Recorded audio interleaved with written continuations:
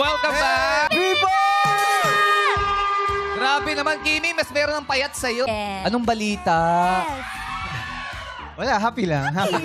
Ano sa sunod na tanong? Ikaw sa una. Paano? Paano nabuo yung O sino ba nagaya Marami po doon? eh. Akyat tayo sa... I mean, marami naging option si Fiang eh. Ang sa akin lang nun, sa akin yung ganda ng Pilipinas siguro. Saka, ang mahal na eh. Ang mahal ng pamasahe, ang mahal ng gas. Kaya naglakad na lang paakyat. Ano? Tara. Tere, akiteye. Tara, una. Nagustuhan nyo na yung pag-akyat-akyat. Yes. Alam mo bakit? Mas mahaba kasi... Nag-enjoy ka naman sa pag-akyat sa bundok.